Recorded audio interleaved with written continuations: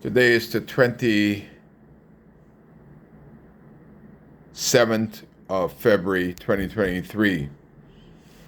The Prime Minister of the country was here yesterday with this huge entourage. Went to Montauk Key, that used to be called Matlow's Key, for over 5 decades. The name is being changed to protect the innocent. I spoke to the Prime Minister briefly. I would like to reach out to him because they don't have all the answers. And in order to have good leadership, to leave a little bit of legacy, every organization needs to surround themselves with a lot of quality people. And I see the group that travels with the Prime Minister, and most of them, they just want a plane ride, a free ticket, but they ain't got no brains in them. I don't think the Prime Minister would listen to them on anything, but I bet you one thing, he'll listen to Kai, because you have to surround yourself by different people that's going to be honest and truthful to you concerning you leaving a legacy and speaking for Bahamians. But when you have a bunch of people around you that are only looking for is a gravy train, a party, and to be on TV, your legacy will be ever cemented because you have the wrong caliber of people around you. And what I would want to say to the Prime Minister when he made the statement that they're going to find housing for people that are in the shanty towns because they want to do it humanely as possible. Kai Mills have a problem with that because nobody found housing for me after Hurricane Dorian. I had to pray hard and had God to touch some people hard that came in and helped me. But the first thing I did, I was a Bahamian and I was legal. And it's important that the Prime Minister of the country speak on upholding the law. That didn't happen from him nor Obi Wilscombe. When you have hundreds of people, whether they are Bahamians or non-Bahamians, the law is for everybody. But when I see the Prime Minister saying that he's going to provide housing or supply accommodation for people that may be Bahamians inside the shanty town, that's a wrong statement, especially our Prime Minister being a lawyer. How could you reward people that are blatantly breaking the law and committing a criminal act for over 2 years and still committing a criminal act by being in those places illegally? Neither one of them was built legally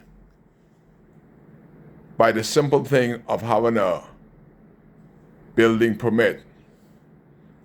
So how can the nation's leader, Philip Davis, and one of the more senior minister in the PLP government, Obi Wilscombe, gonna say to the Bahamas that they're gonna reward people for blatantly breaking the law? That's what they said. They don't care about them breaking the law. They're just going to sort them out to figure out whether they're Bahamians or non-Bahamians. But all of them are in the same basket of law breakers. I see a Bahamian down there building eight of those places. He's a contractor on Baker's Bay. He's just as lawless. So now the eight plex that the guy from Exoma is building, or already built, I haven't been down there in about 3 months.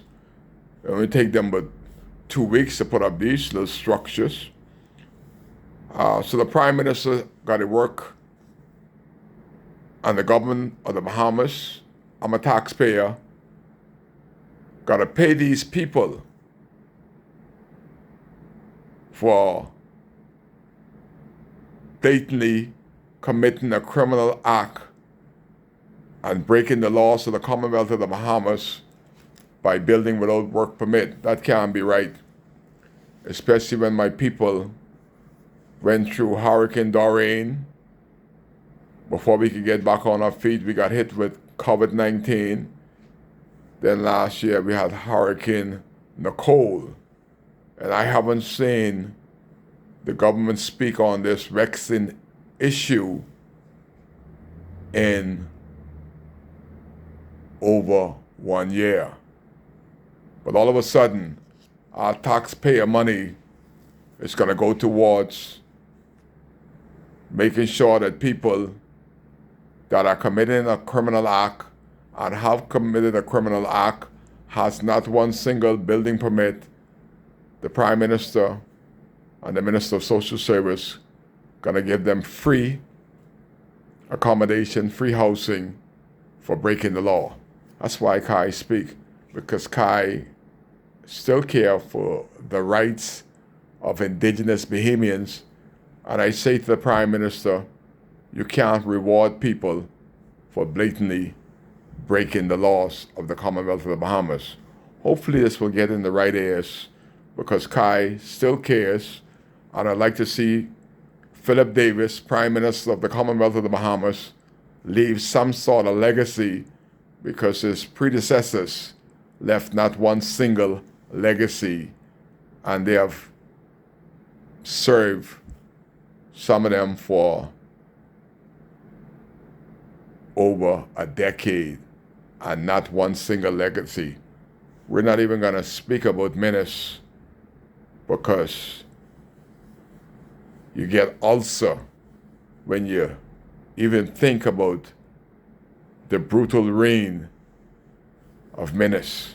So I'm going to leave that right there and say to the Prime Minister, Kai Mills from Dunderstan said, you can't reward people that have and still committing a criminal offense by rewarding them for doing crime. It's like the guy going to rob the bank, and you're going to reward him for robbing the bank. You're robbing the Bahamian people if you spend taxpayers' money rewarding these people for building illegally without one single permit, have committed a criminal act. They can't be rewarded. That is not how I perceive that the Prime Minister of the Commonwealth of the Bahamas should act with taxpayers' money. But that's just Kai, because Kai still cares, and you're here with Kai on WCAY. Kai still cares.